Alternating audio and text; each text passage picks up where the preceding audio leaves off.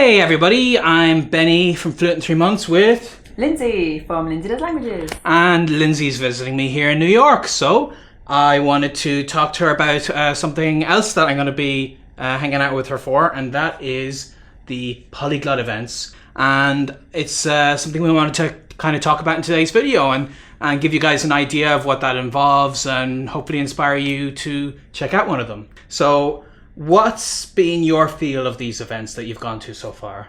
Friendly. If I was to sum it up in one word, I would say it's friendly. I mean, it feels sometimes that I know a lot of people have spoken to me at least and said, oh, I'm a bit intimidated, I'm not ready for that yet.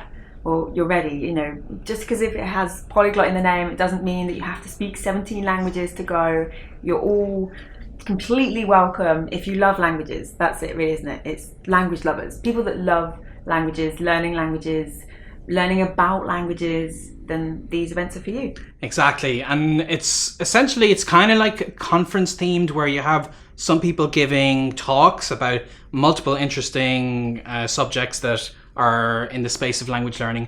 But after the events, you get to hang out and socialize with people. And it's what I find the best about these. It's just a gathering of very interesting people in this wonderful language learning community.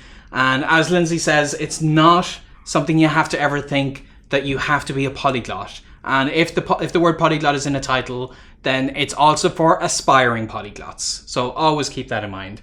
So the biggest ones that I can think of are Langfest, which last year was called the North American Polyglot Symposium, or NAPS for short. Yeah, so they changed that one. Changed the name. Yeah. But that one is in Montreal. So that's kind of for North Americans, if you can make it to that one.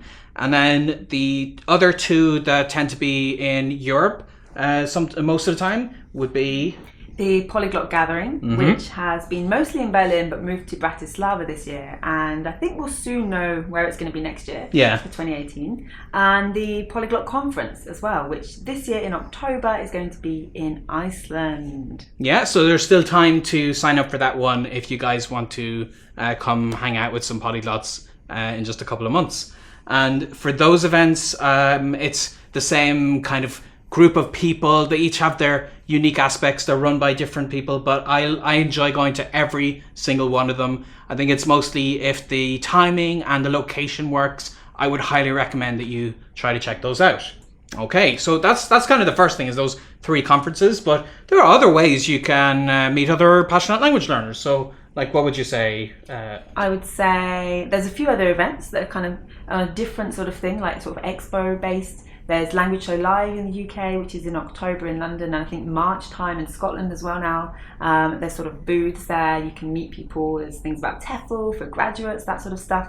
Then I think that's quite similar to Expo Lingua in Berlin. I'm sure there's plenty more like that around the world as well. But there's more on a much more casual basis, much more regularly as well. Yeah, that's right. So usually if I'm in a city for long enough, I would see what kind of Facebook groups or Facebook events there are around language learning, and sometimes there are specifically mini polyglot groups that talk amongst one another, and they tend to have these regular events that people can go and practice languages, and those are free. They're just being social and meeting other like-minded people, and very laid back, and I like the people you meet there are so friendly, and you've been to a couple of these as well, haven't you? Yeah, I went to a Spanish one in Milton Keynes when I was doing my final year of dissertation, and that was really great help to actually speak the language with people, you know, not just practicing online or doing my own book stuff. So yeah, definitely worthwhile checking out. Yes, and I guess the last kind of opportunity you might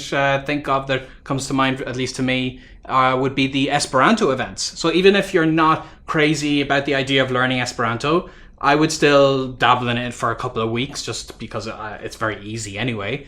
But the people you meet at the Esperanto events are the same language learning community. They are very open-minded. They're very encouraging to people who are just getting into language learning, and these events tend to last a whole week, where you get to hang out with these cool people. They pick a very cheap place. It generally is based mostly in Europe. There's a bigger one as well that happens internationally, but it's not expensive, and you will get to talk language learning, which I know is a passion for a lot of people watching this right now.